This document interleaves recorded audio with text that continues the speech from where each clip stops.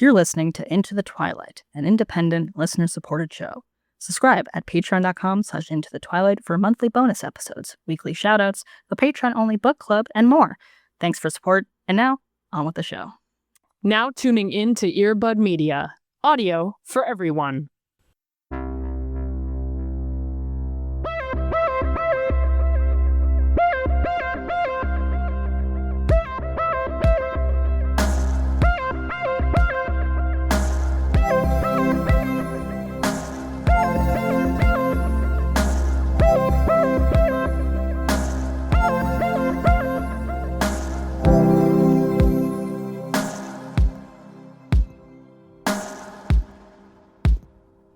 This is kind of related to my happy thing, but can I just say that there were multiple times this past week where I saw Abby's name screenshotted. Oh my God, from that Them piece out in the wild. Yeah, alt gay and from New Jersey. So, like, friend of the pod, by the way. Yeah. Thank you, Abby, for your service. Always. But people that I know out in the wild, just like posting that, and I was like, hey, I know that. That's literally that's my friend. It caught me so off guard that I was like, you're some random person that I know, right? And that's my personal friend. Yeah, Abby. It broke containment for real. I love that. That's supposed to, and I'm glad, right? I'm always Sure. glad for a piece to do so well. But I was like, that's my personal friend. How do you know about that? Name 3 of Abby's albums. What are you doing in my house? What is going? I'm the owner of this house. What are you doing here? Oh my God. How are you? I'm here. I'm living. Yeah. I wanted to bring a little film history to the space here, folks. How'd you find this photo of me, by the way? It really, this photo, the insane drip in this is beautiful. This is Frederick Wiseman, the fucking goat of documentary filmmaking. Oh, hell yeah. And this starts sad because last week he passed away. Oh. I know. But he was 96. He lived a full, beautiful, storied life. Damn. Right? But it was one of those things that when I heard about it, you kind of felt like the seismic, like on my timeline and stuff of like, even though he was very old and lived an incredibly full life, was like this feeling of, oh man, there was still more he could have done. You know what I mean? Which is very rare for someone of like such stature and of life, right? Yeah. And before this, I only watched like one of his films and I really enjoyed it, but I just never locked in. And I was like, fuck it, man. I'm going to go Wiseman maxing this week in honor of the boy. They're fucking awesome. They're all free on Canopy, so if you have like a library situation. Shout out to the library, man. Damn. Shout out the library. And what he does is he picks like an institution or an industry and just like is in there for a period of time. So it's like the New York Public Library, the ballet, the zoo, Central Park, a hospital, like all of these different like institutions. And you just like see like a day or a couple of days or a couple of weeks, just like the people that are in and out of there, the people who work in these places. And there's no like, you know, narration, there's no talking heads. It is just kind of like you're seeing stuff unfold over a period of time. Okay, I'm in. Through that, it's like you have this sense of like fly on the wall kind of energy, an observer, right? But it's interesting because he had always like sort of backed away from that as like a descriptor of his work because like it lacks a sense of like purpose and intentionality, right? Of just being like, oh, you picked up a camera and like looked at a bunch of models of his agency like do their lives, right? When in reality, there's a lot of like intentional choices and like political choices in terms of what is being shown, how it is ordered and structured, how they all flow into one another, and like what the larger ideas are here without like telling you this is what this means, right? Okay, yeah. You're watching something unfold, you're seeing an event or a series of events, and like you get a sense of what these industries, what these towns, what these places feel and exist like. Okay, that makes sense why he wouldn't say fly on the wall, because that kind of takes away from all the effort that's for sure. Right. And like it does feel like you're in it. And but also within that there is like a lot of sizable efforts to make a product that you are seeing, right? So it's like those like kind of two dualities that are existing at once here. But it's so fucking sick. And like the true just like vulnerabilities that like you're able to capture of just people working in their jobs or like going to a hospital for whatever reason or working at a zoo, you know, like all these like different things that are existing are like just unfolding in natural and also manufactured ways. And it's like, it's so good. I'm so excited to be able to watch these because y'all know this. I fuck with the documentary heavy. Totally. But to know that it's more immersive than the documentaries that we traditionally have now, which is like using what it sounds like he does as B-roll to documentaries now. I'm very intrigued by this. Yeah.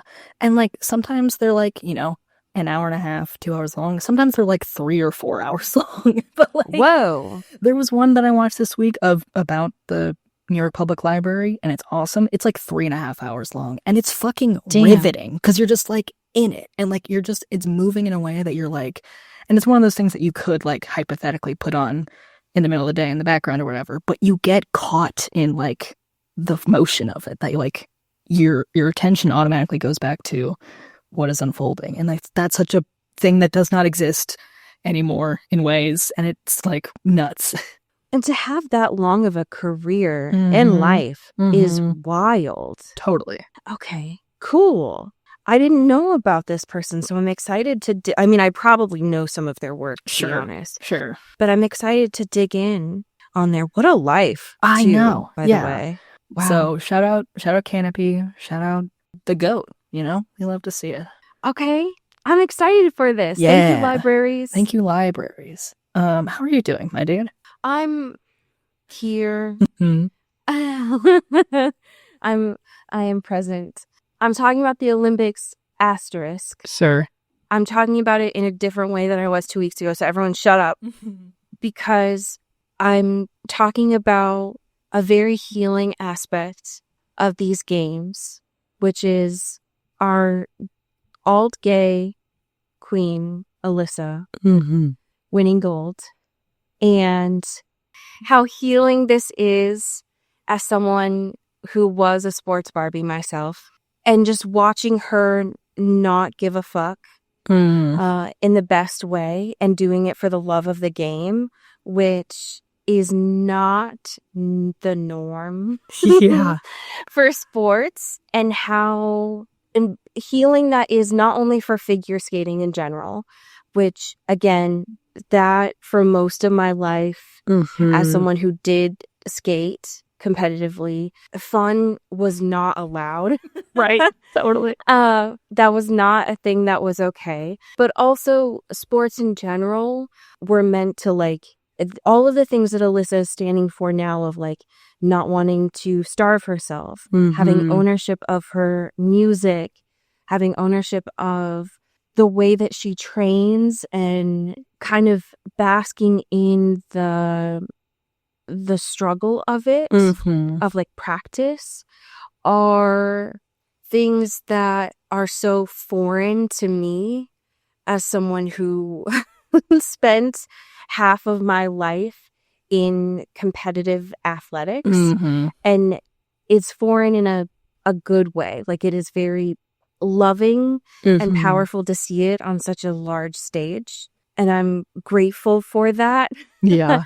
I hope that it is something that continues for sport, because we need it. And there was a photo that I put in here specifically by, I think it's Christoph Ina from the AP, where you can kind of see this self-actualization captured.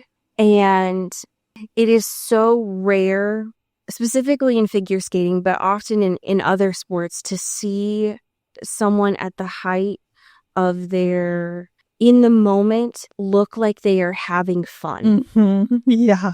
Often we see photos in figure skating specifically where it looks like they are in pain, because they are. Totally.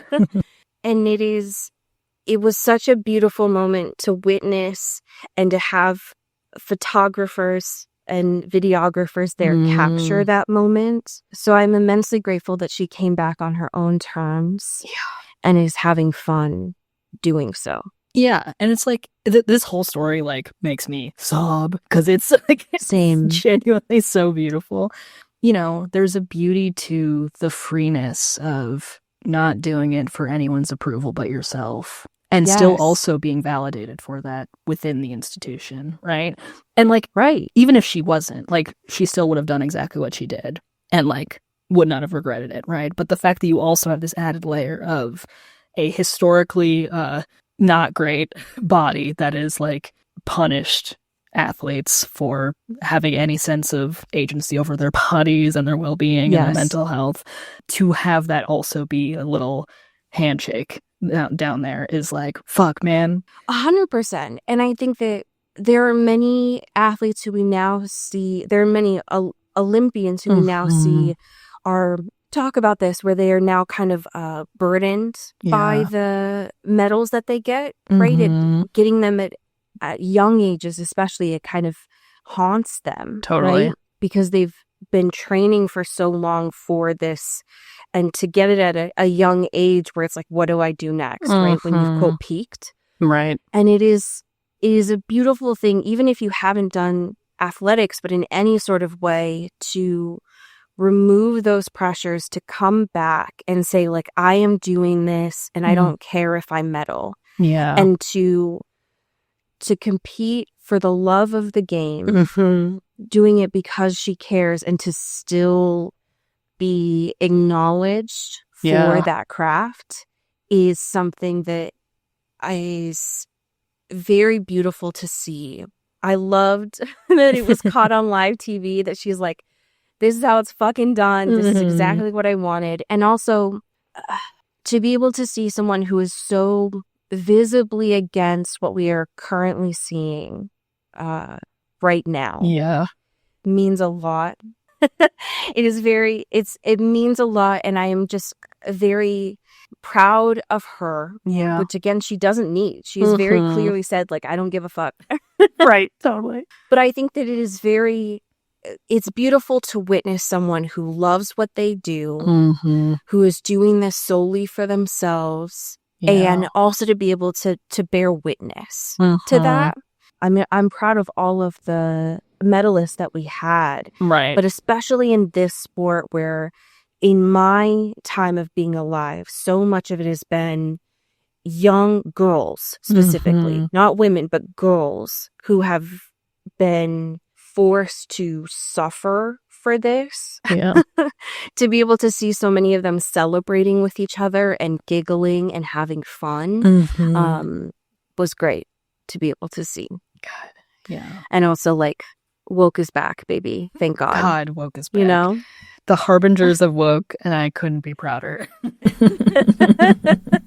Oh, I'm so glad. I love to see someone with a smiley. God, on the Olympic stage, self-pierced smiley too. Like, I know, in a culture where we are seeing people like EDs being praised, to have someone who was like a gold medalist be like, no, I was eating lava cakes in the Olympic Village. Go fuck yourself. You know, I wanted it and I ate it and I still got gold. So how about that? That's my goat. I know that's right. That's like, truly, y'all can get wrecked. We only have one piece of current events this week, and that's all that matters, because this is a doozy. God, it's so beautiful. How are you feeling about this interview piece? Everything about this is so fucking kick-ass, dude. Like, you know, interview as of late has been doing, you know, more of the like celebs on celebs kind of vibe, which I love. I think it's a good direction. I think it's great. Also, the styling and photography here by the GOAT, Nadia Lee Cohen, is so good. We're getting Rob in drag. We're getting both of them as clowns. We're getting Zendaya in like a gimp leather suit. Like, everything about this is awesome. The baby Jane of it all, Cody. Yes. I never imagined that when they were going to be doing promo for the drama, right?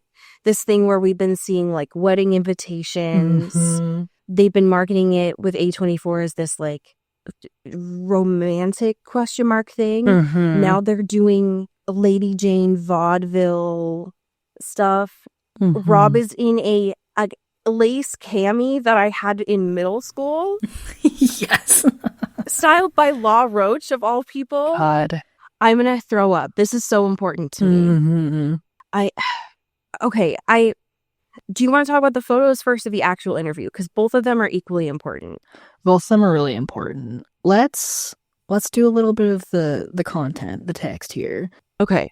Because this is delightful, right? Because first of all, they're just like, Zendaya's out here deep cleaning her bathroom. Robert's on vacation. They're goofing and gabbing. Yes. Zendaya at the beginning is like, oh, I didn't realize you were interviewing each other. Like, Robert Someone can't didn't find read the email with the questions. Like, it's beautiful. And there's like a very joyful energy between the two of them here, just like having a conversation that feels very natural and fluid, but also like meandering, in ways, which I think is fun, right? And the questions that they get are very interesting to me. Because some of them, they just go deep into it, right? I think the first one that Zendaya asked is like, what were your preconceived notions of each other?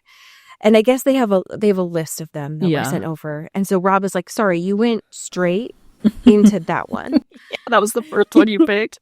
But the rapport that they have is awesome. And I appreciate it immensely. Because it does feel like we are listening into a call between the two of them. So I appreciate the way that this was transcribed on there. Totally. There were a couple of things that stood out to me. I loved the bit about the red flags. And when they were talking about it specifically in work, because I agree. I think that the way that the crew interprets an actor will tell me a lot about someone. Yeah. So I appreciated that one. The way that Rob immediately, because he's all goofs and gaffs. He will not be serious in this at all. But him immediately being like, oh, so you just rely on the opinions of others. You don't make your own. Like, oh, you have no thoughts? Great. Cool. Because they talk about Zendaya's dog a lot in this. And how it's like the only thing that she will get like Hollywood, like stereotypically Hollywood about. Right. She was like, oh yeah, no, like I will get in a fight over my dog for sure. And I appreciated that a lot because they get in a little bit about like entourage and the stereotypes, the life of Hollywood, if that was something they were interested in. And she was like, well, no, but the only thing that I do that is stereotypical about celebrities is like my dog. Like I give all the fancy supplements, all those kinds of things on there, which sounds about right. Yeah. I was really fascinated too by the way they were talking about promoting this movie in specific, right? Of like, it seems like a very hard thing to describe and like I agree. Promote on a tour. And also in relation to like the nature of the beast is you have to promote the movie for people to see it in theaters or to see it in general. And if they didn't have to do that, they wouldn't, because they would just like people to see it from their own curiosity or whatever, right? And I think too, in parallel to Rob bringing up sort of being on the press junkets for Twilight and having that be like such a huge thing and like, do I have an individuality in this? Am I just the character of this? Like, how does that all feel in that? And that being like his first sort of like real being in the belly of the beast kind of vibe. And like, obviously much has happened in the interim, but like what those things kind of feel like and like what a press tour and what a press junket is like, damn. I agree with that. I took that away from this as well. Because they described some of the other actors when they're talking about their projects and they're like, oh, they always sound so smart. But in this, they're like, I don't know, trying to describe this sounds odd. Right. And I'm like, well, that personally makes me curious. Yeah. What this is about, totally. Especially when this is technically the first thing that we are getting describing this piece. And the visuals for this are you dressed similar, like evoking Baby Jane in here. And that, what I remember about Baby Jane is manipulation and abuse. Granted, it was about sisters rather than a couple. Right. But it was not a great situation. So if I'm supposed to take that and put it onto the drama, especially because I think when he was describing Charlie that was about some projection, then in no way is this going to be like a happy-go-lucky piece. Yeah. Especially when a lot of the photos are very interesting, but there was one in particular where Rob's face is like scratched out. Yeah. Too. I'm very intrigued by all of it. God, yeah. I did like the way that they integrated how they've been working together. Yeah. Because prior to this, they didn't know much about each other. And, well, Zendaya knew a little bit about Rob. And it sounded like Rob was a little intimidated by Zendaya. But then they talk a little bit about their experiences with the directors in this too. And what stood out to me was that Rob was excited to watch this movie again. Yeah. And I've always been intrigued by actors. The idea of watching yourself in a movie sounds insufferable to me. Totally. But he seems excited about this one. Yeah. I need to know your thoughts about these photos. God, they're so awesome. Everything about this is styled and just everything's so good.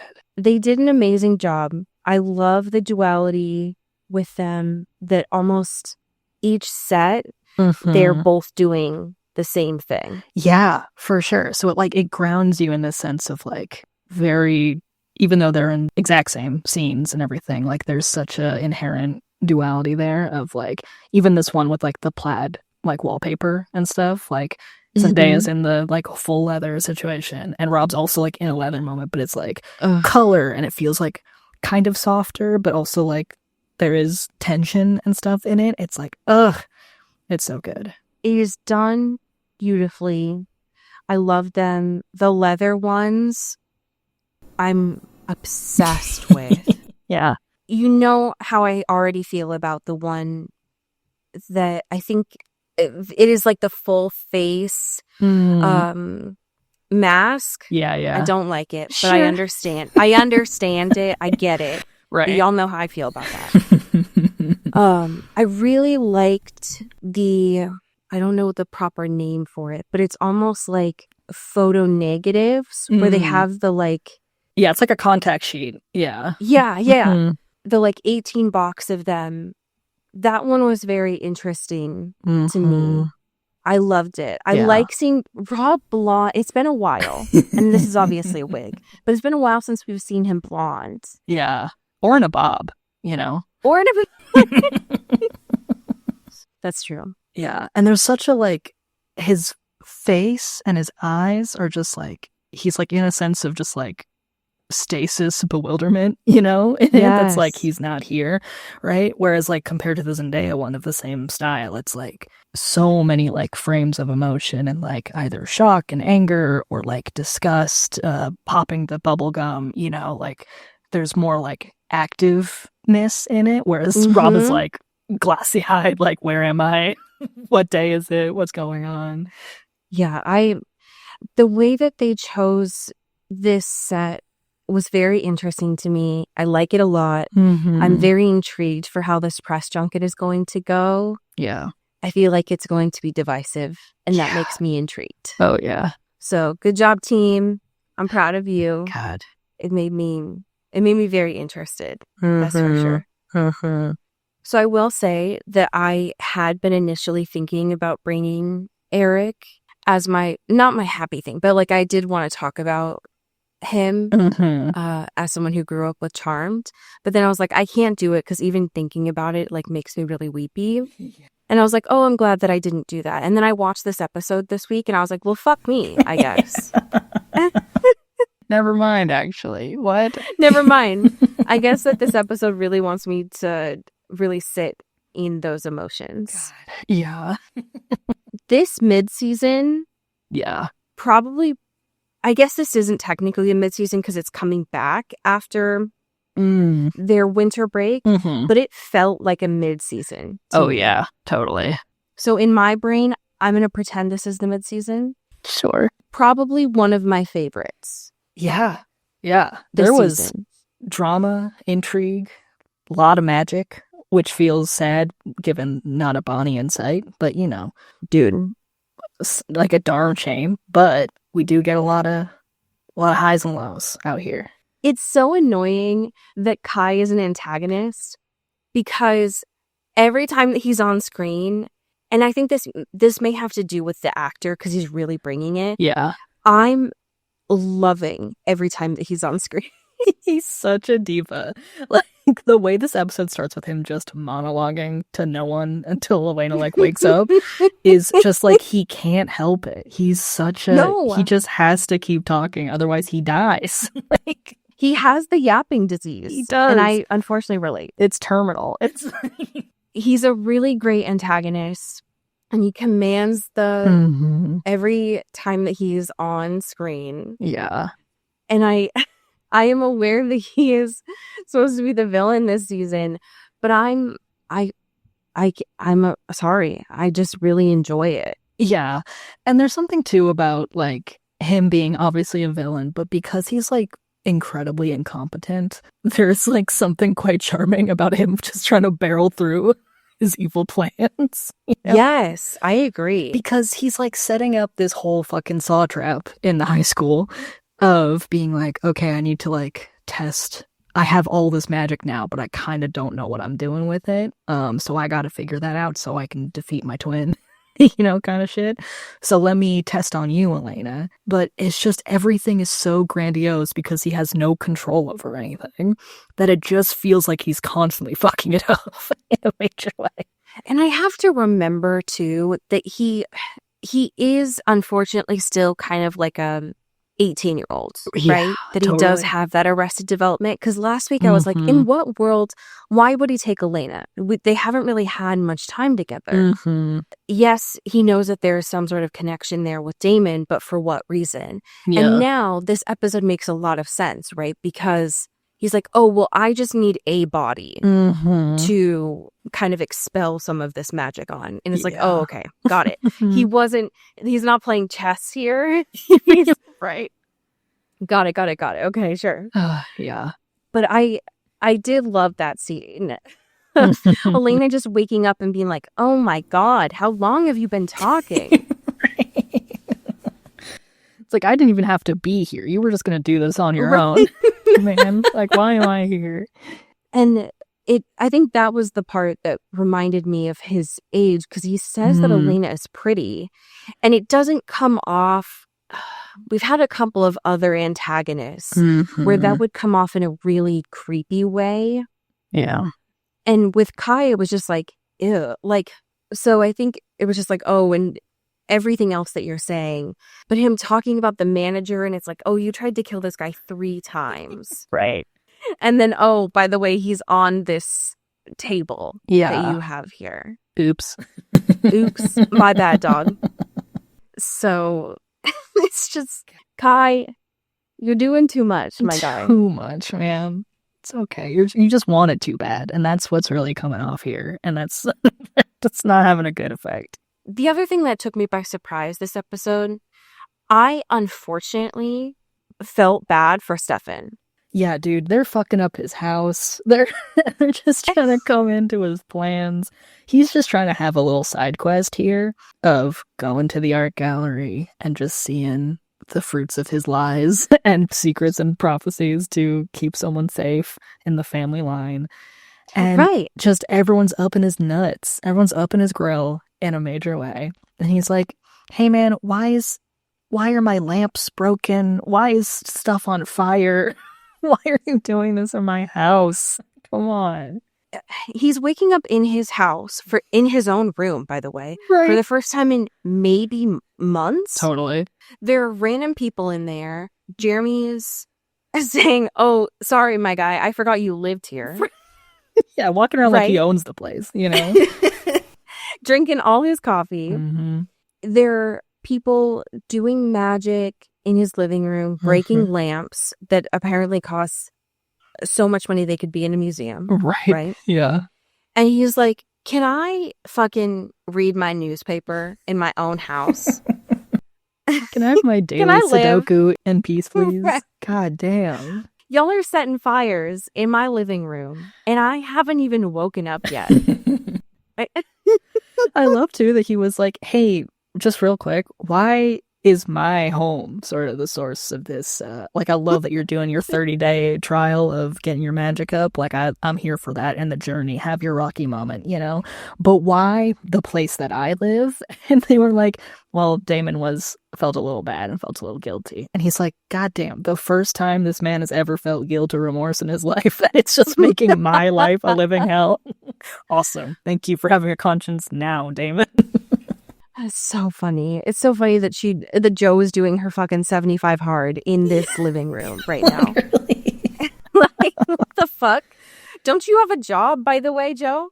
Totally. You can't just take a month off of work at the hospital, you know? I was wondering where, because Liv was there, Joe's there. Yeah. Rick comes in, by the way. Don't you also have a job, homie? Right. And then immediately I go from like Giggles McGee to just sobbing my eyes out because Damon is back on his MILF grind. Yeah. If there's one thing he's going to do, he's going to find a mom in Mystic Falls. Totally. As soon as the barrier goes down. Yeah. Listen, it might be the 11th hour, but he's going to shoot a shot. You know what I mean? He's going to go one last time. Just because Liz has stage 4 cancer does not mean he's not going to fall asleep in that woman's hospital room that she paid extra for, by the way, to be alone. Gives him fucking peace and quiet. He's like, no, ma'am. God. I'm going to snore in here. It was so cute. Him just winking at her. I love this. I love this continuation. I'm glad that the writers remember something about his character, even though they will not remember that he can turn into a bird. Right. For sure. At least some things are consistent, you know? Right. Listen, Caroline, I love you. It's got to be hella frustrating to be a supernatural creature and not be able to fix this. Yeah. It's really sad. It's so sad. Because she's like, because surely. As humans, humans deal with this grief of not being able to fix this. Yeah. But she will not give up. Yeah. I will say, though, incredibly boss vampire move to use compulsion to be like, hey, you got to tell me exactly what options there are. And if this is all sort of like bullshit, right? Like, you got to be frank with me. And also, don't be worried about insurance. Don't be worried about whatever. And you have to tell me the truth of like what it is. To get accurate medical information like that, I think is something that more vampires in the human world should be using all of their resources for. You know what I mean? If I could do that, my God. Yeah. The money I would pay just to have a doctor talk to me straight, you know? Yes. Like, it felt so, this is the stuff that you should be using with compulsion, right? Just being like, give me exactly the information you have and just tell me what the fuck is up. Like, boss move. It was also so funny that Caroline was like, so I read this paper that you wrote, and the doctor was like, you read it, huh? And she's like, well, I read it. I didn't understand it, but I read it. I ingested the words. I'm not really sure what they mean, but they did go in my head, for sure.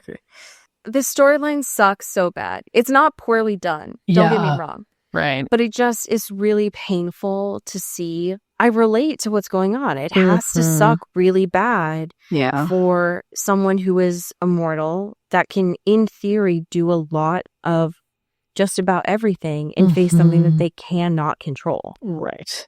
And she got this warning last week where Stefan was like, listen, if our blood could cure cancer, I feel like we would know about that now. Right. And she did it anyway. And and like this poor guy who has the same exact condition and is like suffering the same way, and she's like, let me just do a little experiment, right? Which is like, hey man, I know you're like feeling the type of way because it's your mom, but also maybe let's not medically intervene on someone with something that you cannot prove, right? You don't know, right? Yeah, you have no idea. You have no idea. Also, you are not in a position to be like monitoring this person, right? No, she just did it and left. She did it and left and was like, great, it worked. He's walking and talking and everything's awesome again. And it's like, hey, man, if you stay there for like 12 more hours, that would have been a really different result, you know? Because you don't know. You don't know. That's not how science experiments work, homie. Right. And I think the instant gratification of that is, and she's looking for any answer that is a positive one, right? Of course. But you can't just be willy-nilly about this and going purely on the emotion here, because then it's like, uh-oh, maybe there's a reason that vampires don't do this. Right. Maybe there's a reason why. And listen, Stefan and Damon are not authoritative sources. We know this. Right. And also, I do think that they would have heard at some point if this was at all possible. Right. And the grief in Stefan's eyes when he saw that guy getting, I think, a Twinkie out of the vending machine. And Caroline even tells him, like, when she gets back, she's like, I want you to believe, like, just let me do this kind of thing. I need you to believe that this will work for me. He's like, first of all, like, that's not how this works. Like, right. And it just sucks. I really liked the shot that they did during that scene with her mom where they kept cutting back to that guy so that we know, even though she doesn't know, that, like, obviously this does not work. Yeah. And it's so fucked immediately, like, preceding the conversation she has with her mom and being like, I am going to be selfish and I need you to stay alive for me and not for yourself, and like make a selfish choice, and being like, you're supposed to be here for my college graduation and we're supposed to be arguing about flower arrangements at my wedding. And it's like, oh fuck, like, you know, these little moments of like things that she wants them to have and to prioritize that even in uncertainty, right? And then immediately being just thwacked with like, uh-oh, what if this is actually worse and really bad? And it hurts so bad because, one, this man should not have died this way, right? Like, we were aware of his condition, knowing that it was inevitable, right? That he was going to pass. But the way that he was passing was, to our understanding, he was not feeling pain, given the amount of medication that he was on. That was a do no harm approach that doctors were doing. And Caroline came in and interfered with that. Not cool. Not okay. Because again, a human, right, to the doctor's understanding, should never have just been able to like go in and intervene. Right. Sure. Yeah. First of all. So that's not cool. And then this conversation with her mom hurts so bad because this happens a lot in these situations. Yeah. Where the people around are like, I don't want you to die, so I want you to do things to make it more comfortable for me. Whereas Liz has said, you know, now for 2 episodes that she just wants to go comfort, like, she just wants to spend more time with her daughter the way that she can. And now we are understanding that, like, if what just happened is the case, then she's not going to be able to do that. Right. Like, it's going to be incredibly painful and quick and traumatizing for all involved. Yeah, in a really fucked up way, she is robbing both of them of even a little extra time. Exactly. Yeah. Peace is not the right word, but like comfortability as much as one can in that environment, right? You know, you could still have more days, more weeks, more whatever, even if things are limited or depreciating. But now you are sort of robbing yourself of any of those things, because now it's going to be more of an immediate and a much more painful situation, which is tough. Because Liz's doctors have said, as much as possible, like, the current mode is a predictable death. Right. That, like, if she stays this course, Liz is doing what she can, and that agency will give her peace. Right? That that other doctor that they consulted, if you do radiation that way, she will lose agency. And Right. in my personal experience, when you do that, especially like when you take someone out of their home, Mhm. it's going to mess with everything, right? Yeah. So there's it's just, I don't blame Caroline's character for doing this. It makes sense with her Of course, character, and it yeah. also makes sense with how a lot of people grieve. Mhm. But now knowing that like there is a certainty to Mhm. Liz's passing, not only in like 5 episodes, but like 1, Yeah. sucks there. So and that it's not going to be what could have been as peaceful as possible, given Mhm. the certainty of her diagnosis. But now it is going to be, as we saw with this other man, bloody and Mm. painful and traumatic. That's not okay. Like, yeah. that's not nice. Especially because of what we saw this episode, right? Where like Matt was watching movies with her, and like Yeah. that is more comforting for all involved Totally. in that case. Yeah. So I feel bad there. But it is not surprising per se. Mhm. The other thing that I will say that kind of surprised me this episode, because we've talked about this a little bit about the Wonder Twins and how I Yeah. wanted a little bit more of their backstory. I Mhm. feel like they tried to do that Yeah. a little We're getting a little with- more. with Mhm. Luke this episode. Yeah. I was appeased by their Mhm. attempts. Yeah, because now we have at least the realization that, like, they're not really equals in terms of strength. And Yeah. that Luke has kind of a one-up on her. And so if that does happen, then she's the one that's gone girl, right? And Right. also this sort of now more established loyalty to the family, but also him being like, what if I had thoughts of my own, right? What if I thought about Yeah. this to protect my sister kind of vibe? And I'm like, okay, we're getting there. See the gears in motion here of something that could be interesting. Yeah, they're definitely trying there. And I do like the acknowledgement from Liv that Luke is the stronger one right there. That Mhm. tension is interesting to me. Mhm. I would like to know your thoughts about Kai at the high school. He's just fucking shit up in here, man. Like, first he's out here melting her daylight ring.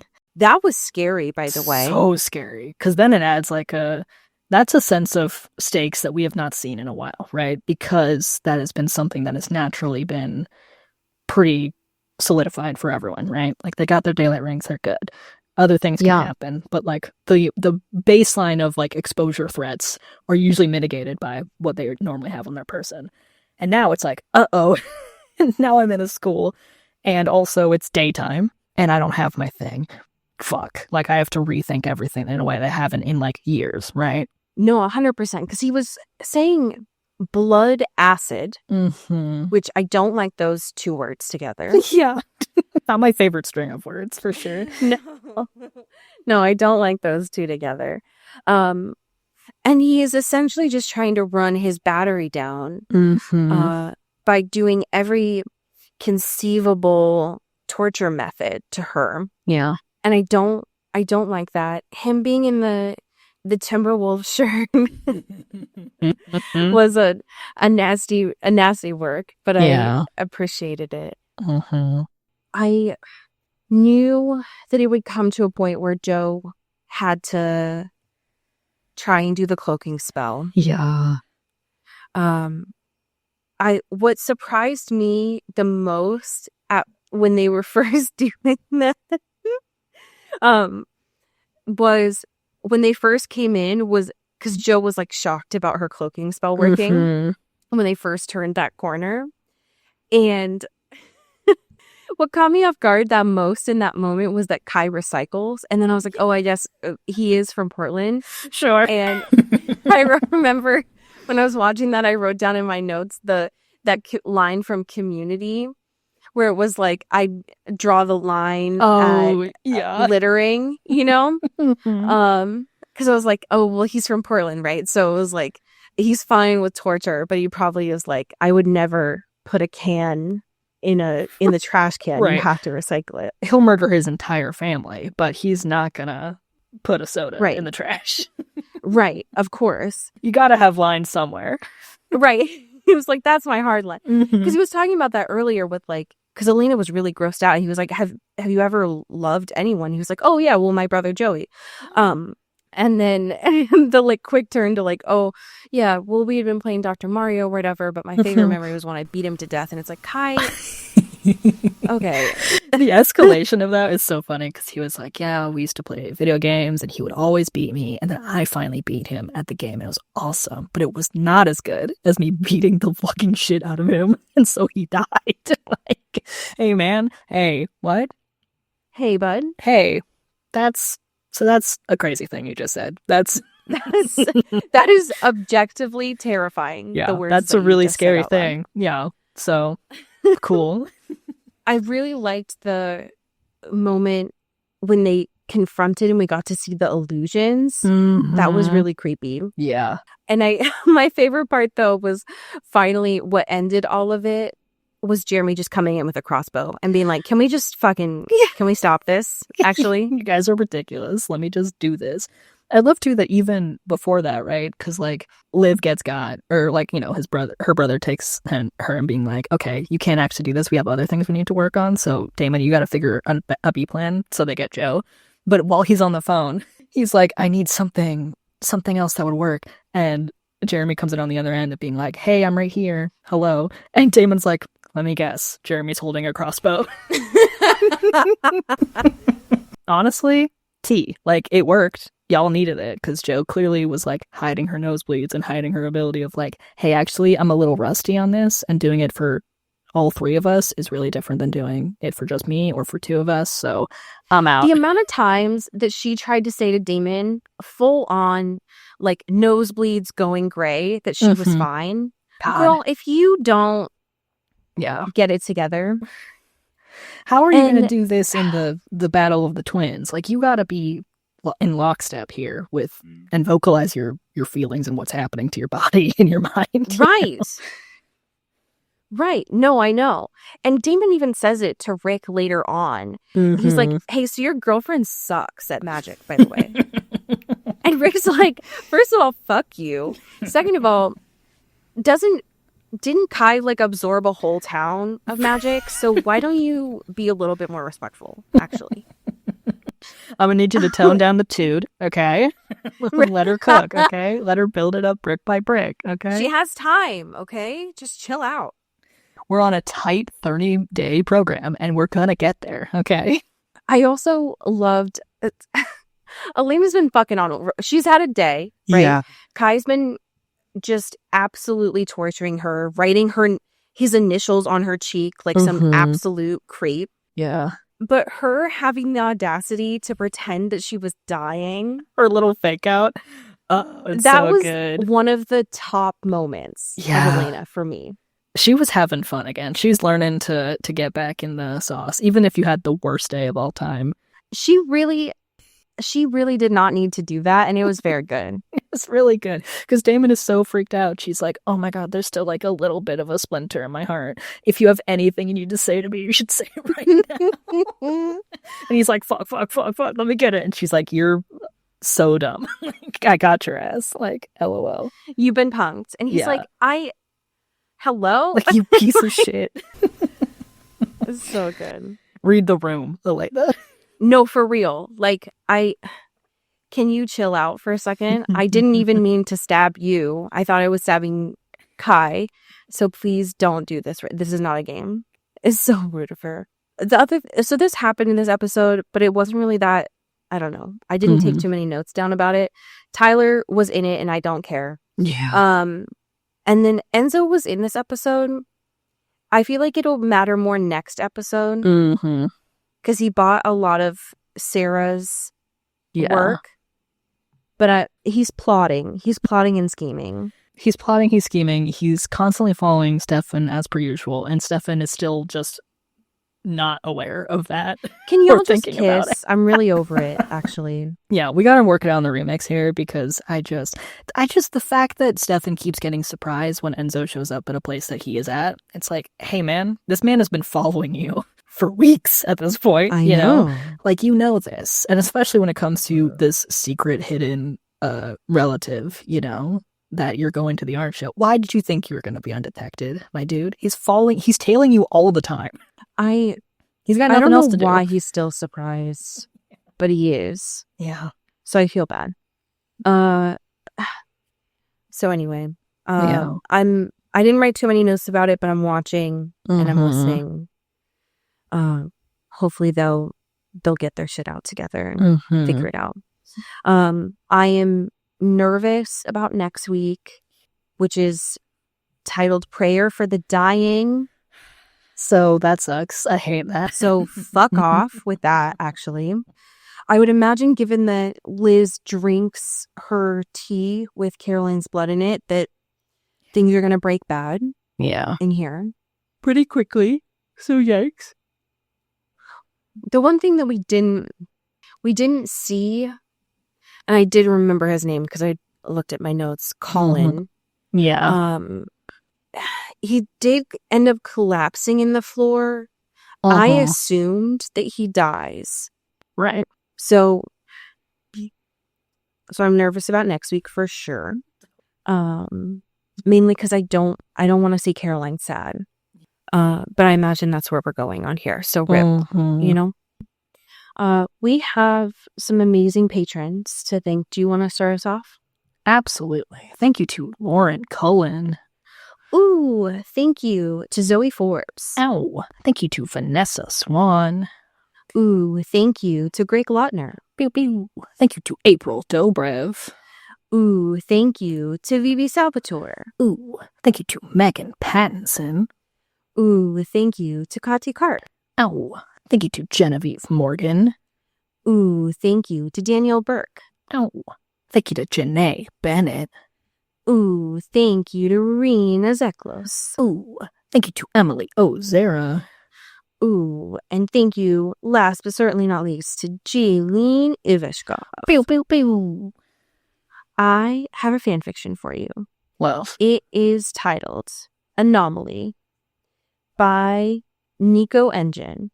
And the summary of this caught my eye. It is, what if Elena Gilbert became a vampire long before she ever met Stefan Salvatore? Locked away by her own father, Elena is subjected to experiments meant to make her human. But everything goes wrong. Instead of saving her, the manipulations transform her into something entirely unprecedented. No longer just a vampire, but an anomaly. And this has over 14,000 words. damn. So please enjoy. Okay. Thank you, Nico. Hell yeah. Thank you for your service. Well, my friends, I'm going to go explore the library and watch some cool-ass documentaries. Oh, yeah. Tell your friends about the show. Tell your family about the show. Tell your next-door neighbor, I'm sure, about the Absolutely. show. And as we say here in the Pacific Northwest, Get bit. ooh, Ow. You've been listening to Into the Twilight, an independent production by Earbud Media. You can support the show by subscribing to our Patreon at patreon.com/intothetwilight or rate and review us on your favorite podcast app. You can send us a backstory or a fanfiction at intothetwilightshow@gmail.com. Our music is by Eli Krause, and our art is by Maddie Padilla. You can find me on Twitter at Cody Corral and Allie at Many Are the Stars. Thanks for listening.